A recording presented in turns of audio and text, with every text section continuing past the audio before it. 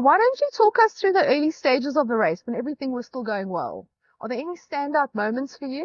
I started out a bit too quickly, a little bit aggressively on those early climbs. And I had to recognize it was happening because my calves started to cramp at about 20 k's in. So I backed off a bit, getting out of to the Mount Anderson split.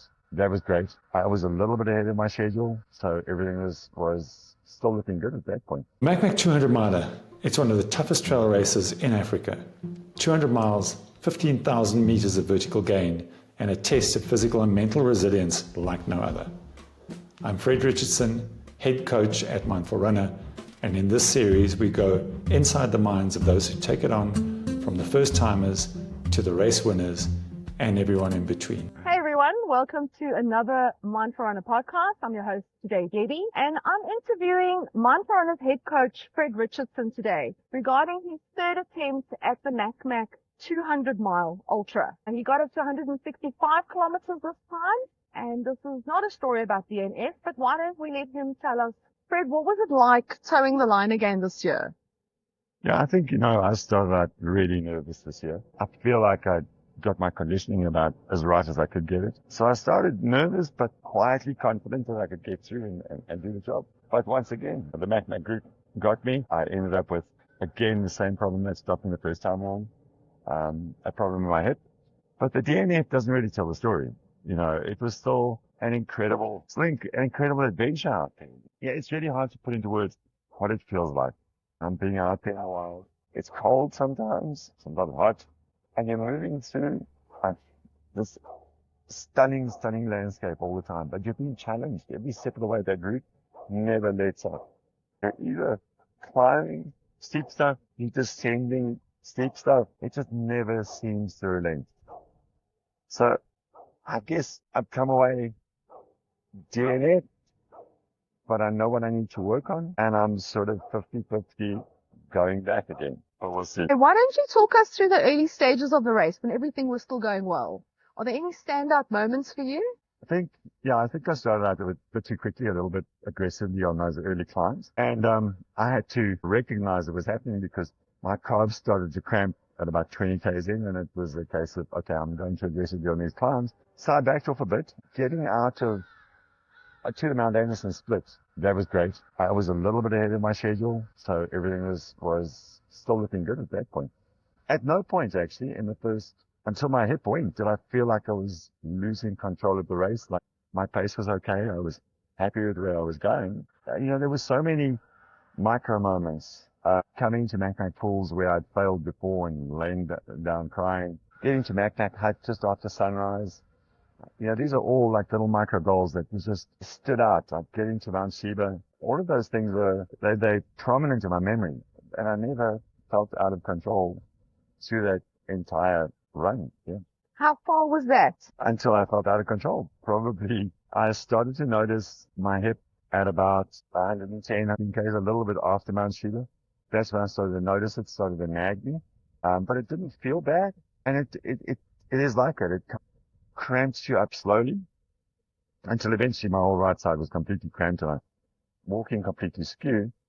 And within the last hour approaching Mount Sheba, that's when the nerve pain started in the groin. And that's when I know it's done. I can't really race at any significant pace then. I'd already taken 2 Gen pain to sort out that nerve pain, and it lasts for about an hour. But I know that what's happening is there's potential lasting damage happening in the hip, and just masking it with a pain reliever is just not sensible, because the signal is something's going badly wrong. And so I'd rather stop. So just before I got down to Mount Sheba, I was a kilometer away. I just sat down on a rock and kind of resigned myself to the fact that it was done. But you'd also taken 2 falls by then. Quite bad ones, if I remember correctly. Yeah, so obviously that's the right side was lagging a bit because both times it was tripping on that leg. And the first one was at about 60 k's, 80 k's, just before Macmac Hut. I tripped quite badly. Ended up with a major contusion on this rib. I thought it was broken. Turns out it's not broken. It's just badly swollen. I smacked my jaw on the road, cut my nose. And then again, just before calling it quits above Mount Sheila. I slipped, spun around to try and stop myself, and I just whacked the rock on the other side of my jaw, which balanced that out quite nicely. It was like fun. And then the decision to stop. And this is, I think, the moment that every single runner fears the most. What emotions led you to decide to stop? Was there clarity? Was it uncertainty? Relief?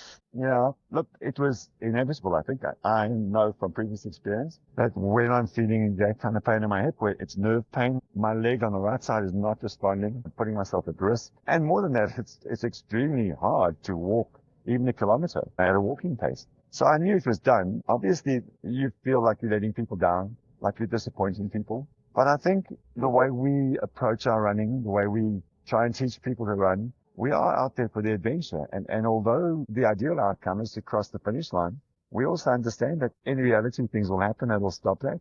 And as long as you're approaching every moment and enjoying every moment, when it's done, it's done. And this is one of those times when it was done. Good lesson in mindfulness.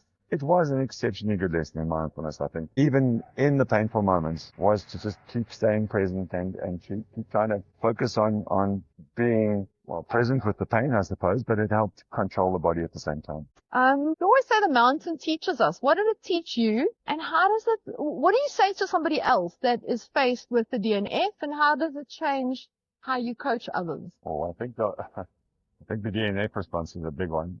I guess more and more, as we practice, as we continue to use running as a practice, it becomes much more apparent that being present, being in the moment, in the process, is always better than focused purely on getting the belt or getting the buckle, because it allows you to appreciate what you're doing while you're doing it, rather than only getting that appreciation when you cross the finish line, when you can wear the buckle. So I think DNFs are inevitable.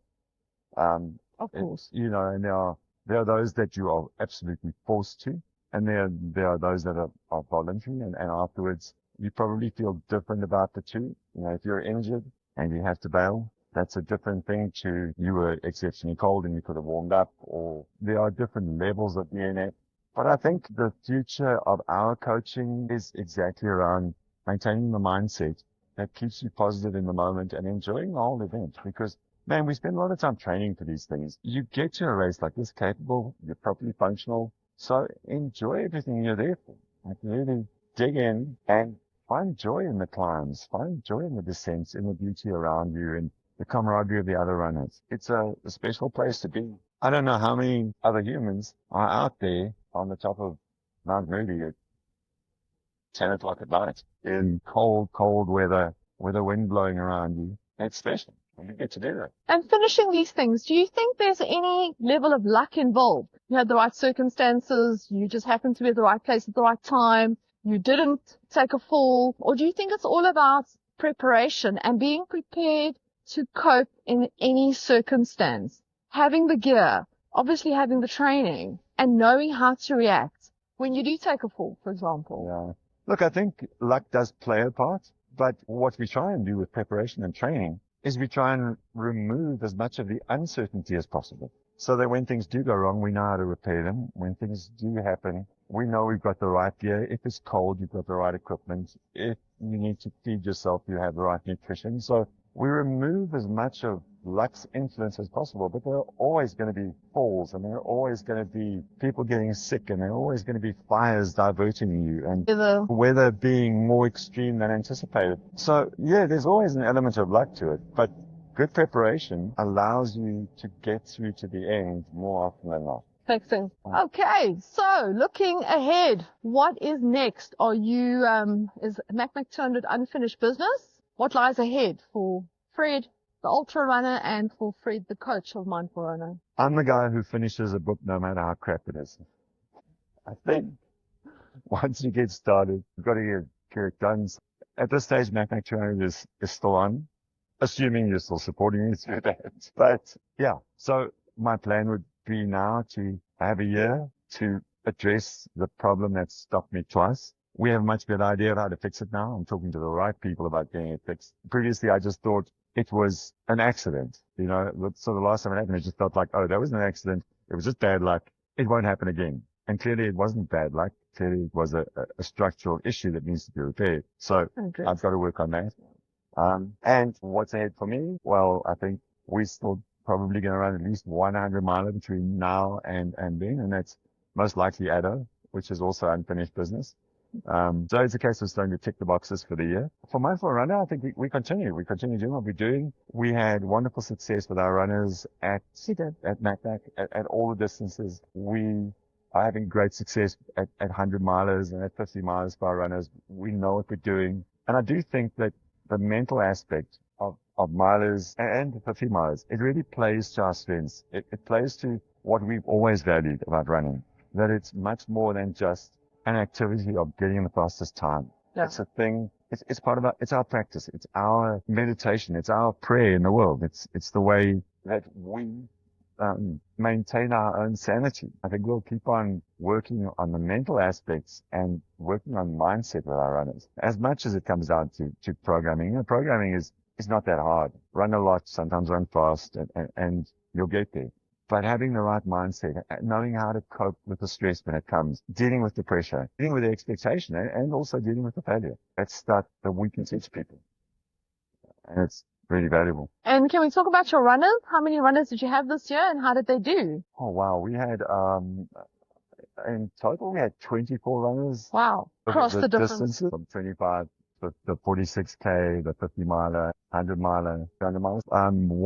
Jared finished the 200 miler. Top three?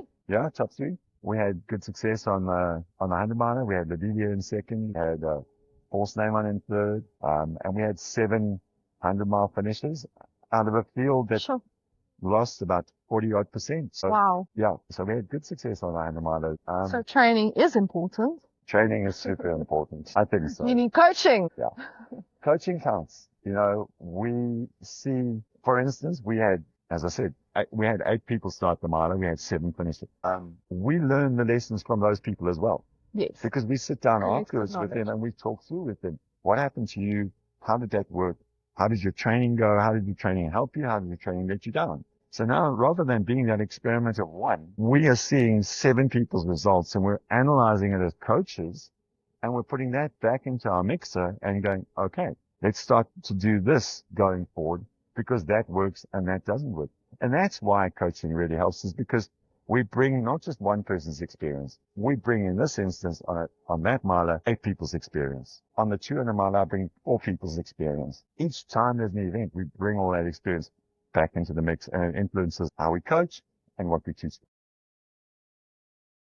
Closing reflections. If you could leave the listeners with just one truth about ultra running, what would that be? I think it's that, when you're out there and you're stripped down to basically moving from one point to another in uncomfortable conditions, and you're capable of doing that, it's what we were designed for, what we've evolved for, but it's what we do as humans. You know, it's answering a primal essence. It's in the middle of us. This is what we do. And it feels so natural to be out there as part of the planet. As I've said before, we're not out there challenging it. We're not trying to beat anything. We are a part of nature. We're not apart from nature. And doing an ultra run, that strips that stuff away. That strips civilization away. That brings you down to just you and your ability, your mindset. That's the key to ultra running. And that's the joy and the strength it brings you afterwards. I want to say that we were born to run. Absolutely. We were born to run. This has been a part of our MacMac interview series. For more stories, training strategies, and resources to prepare for your own ultra trail journey, head to mindfulrunner.co.za.